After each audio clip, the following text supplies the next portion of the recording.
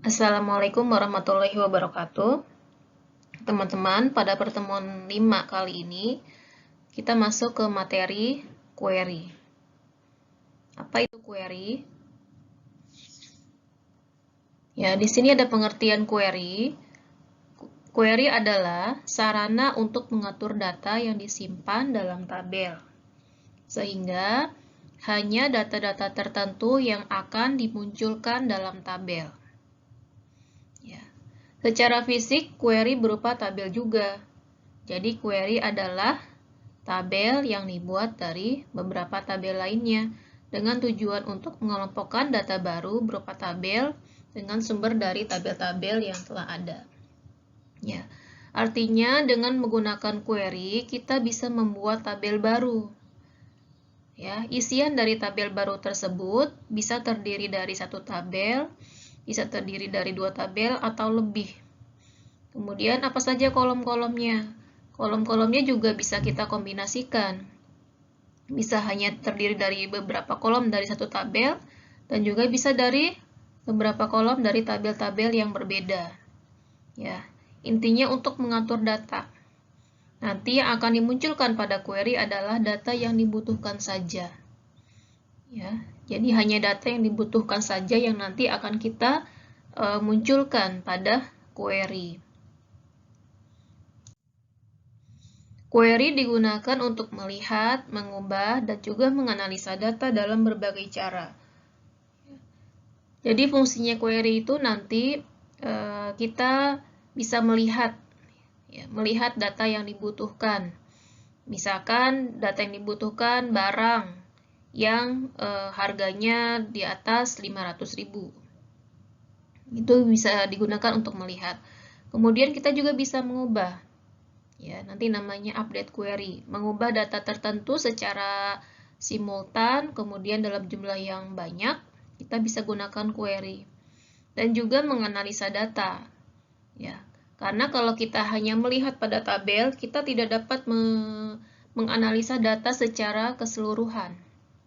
Kita butuh bantuan query untuk menganalisa data. Tabel-tabel yang kita buat itu hanya digunakan sebagai data sumber. Untuk kebutuhan analisa, untuk kebutuhan laporan, dan lain-lain kita membutuhkan query. Ya, contohnya untuk menghasilkan berapa penjualan yang diperoleh pada bulan Mei. Nah, kita membutuhkan query untuk mendapatkan laporan seperti itu. Ya, analisa seperti itu. Atau berapa pembelian yang dilakukan pada bulan Juni. Ya. Kemudian, query juga dapat menyortir data atau menampilkan data-data yang memenuhi kriteria tertentu, atau juga dapat berupa ekspresi atau rumus. Ya, dengan menggunakan query kita dapat memilih data yang ingin ditampilkan. Tidak seperti tabel yang dimana semua data itu ditampilkan ya. Kalau ada 100 data maka 100-100-nya itu ditampilkan. Dengan menggunakan query kita dapat memilih data, baik itu kolomnya ataupun barisnya. Ya, bisa kita sortir, misalkan hanya 2 kolom yang ditampilkan, kolom kode barang dan nama barang, atau bisa juga misalkan hanya barang kertas ya, barang bernama kertas yang ditampilkan, barang-barang yang lain tidak ditampilkan. Jadi betul-betul dengan menggunakan query itu kita dapat membatasi tampilan data yang muncul hanya sesuai dengan kebutuhan atau permintaan data. Kemudian dengan query juga kita dapat menggunakan rumus. Kita bisa memasukkan rumus baru dalam query yang belum muncul pada tabel. Misalkan untuk menghitung total gaji dari gaji pokok ditambah tunjangan fungsional. Itu bisa kita gunakan rumus ya, sehingga kita dapat menghasilkan kolom baru dengan penggunaan rumus tersebut.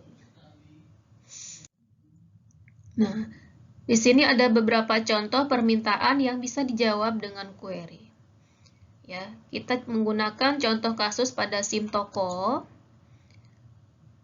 Misalkan, jika ada permintaan, siapa nama kasir yang menangani penjualan tanggal 1 Mei?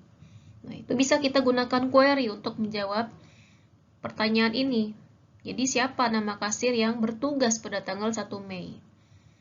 Atau barang apa saja yang penjualannya lebih dari 10 dalam bulan Mei. Ya, tentunya kan banyak sekali barang yang terjual pada bulan Mei. Nah, kita membutuhkan barang apa yang penjualannya itu lebih dari 10. Ini juga bisa kita jawab dengan query. Kemudian berapa harga barang kode 11001 yang dibeli dari Sinar Harapan? Nah, jika ingin mengetahui berapa harga barang yang memiliki kode 11001 yang dibeli dari pemasok Sinar Harapan, ini juga kita bisa jawab dengan menggunakan query. Nah, pertanyaan-pertanyaan seperti ini yang tidak bisa terjawab langsung dengan melihat pada tabel. Cara membuat query ada dua. Yang pertama query design, yang kedua query wizard. Ya, untuk mata kuliah ini kita akan lebih fokus mempelajari cara membuat query dengan query design yang pertama ya. Dan lebih mudah juga, lebih menyeluruh pemahamannya ketika kita membuat query dengan query design. Ini secara singkat ya, bagaimana cara membuat query dengan query design. Yang pertama kita klik create seperti biasa di tab. Kemudian pilih query design. Nanti akan muncul tampilan seperti ini. Ada daftar tabel-tabel yang sudah kita buat ya. Di sini ada 9 tabel. Kemudian pilih tabel yang akan digunakan untuk membuat query. Ya, kita perlu memilih tabel mana yang akan kita gunakan. Tadi seperti yang Ibu katakan, kita bisa menggunakan satu tabel atau lebih dari satu. Jadi bahkan bisa 10 tabel. Jadi tergantung berapa tabel yang kita butuhkan. Cara menambahkannya cukup dengan double klik tabelnya. Jadi nama tabel yang ada di daftar ini, di double klik, kemudian klik close. Otomatis tabelnya akan muncul. Seperti ini ya, kita sudah mengklik tabel barang, double klik tabel barang, maka tabel barang muncul. Ketika kita mengklik tabel yang lain, di double klik, maka tabel yang lain pun akan muncul. Dan jika ada relasi antara tabel tersebut, maka pasti relasinya juga akan terlihat. Dan perlu diperhatikan bahwa untuk menambahkan tabel pada query, dipastikan tabel-tabel tersebut berelasi. Jadi terdapat garis antara tabel-tabel yang ditambahkan. Jadi tabelnya tidak terpisah, nah itu nanti hasil query-nya akan salah. Kemudian di bagian bawah query design itu tampilannya seperti ini ya. Ada field, artinya field itu adalah nama field yang dimasukkan. Ya kan? Karena nanti dari tabel yang tadi kita sudah tambahkan, kita akan menambahkan field-nya. Field mana saja yang akan kita masukkan. Kemudian table, nama tabel dari field yang dimasukkan. Bisa jadi kan field itu bisa terdapat pada lebih dari 2 tabel. Lebih dari 1 tabel. Nah, di sini bisa diketahui, misalkan field kode barang dari tabel barang. Jadi, bisa diidentifikasi bahwa field kode barang tersebut diambil dari tabel barang. Karena ada juga field kode barang dari tabel detail penjualan. Nanti nama tabelnya berarti berubah yang ada di baris kedua ini. Kemudian sort untuk melakukan pengurutan data pada field. Ya, jika datanya ingin kita urutkan berdasarkan field tersebut, kita bisa aktifkan sortnya, bisa ascending atau descending. Kemudian show itu bisa di checklist atau di unchecklist ya. Ketika di checklist, maka fieldnya nanti akan dimunculkan pada query. Kemudian ketika di unchecklist, maka fieldnya disembunyikan. Disembunyikan bukan berarti fieldnya tidak ada. Fieldnya tetap ada, hanya nanti ketika dalam tampilan, fieldnya itu tidak tampil, tidak muncul. Jadi bisa juga disembunyikan kalau di unchecklist. Kemudian ada kriteria. Nah, kriteria ini nanti kita gunakan untuk memberikan batasan pada query. Dengan hanya menampilkan baris atau record tertentu. Misalkan pegawai dengan keahlian komputer, maka pada kriteria diketikkan komputer. Misalkan field yang kita sedang gunakan adalah field keahlian dari tabel pegawai. Kemudian kita hanya ingin menampilkan pegawai yang keahliannya komputer. Nah, pada kriteria kita ketikkan komputer. Sehingga yang akan muncul nanti adalah pegawai yang keahliannya komputer. Keahlian yang lain tidak akan ditampilkan. Kemudian ada juga OR ya, di bawah kriteria.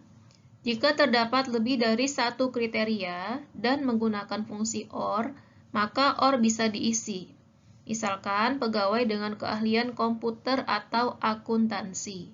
Maka pada kriteria diketikkan komputer, kemudian pada OR diketikkan akuntansi. Jika misalkan pertanyaannya tampilkan semua pegawai yang keahliannya komputer atau akuntansi, maka bisa kita gunakan OR. Jadi pada kriteria diketikkan komputer, kemudian pada baris OR diketikkan akuntansi, sehingga hasilnya nanti semua pegawai yang keahliannya komputer atau akuntansi. Untuk keahlian yang lain tidak akan dimunculkan. Jika OR-nya bertambah lagi, cukup diketikkan di bawahnya. OR misalkan OR manajemen, OR misalkan keuangan, bisa ditambahkan lagi di bagian bawahnya.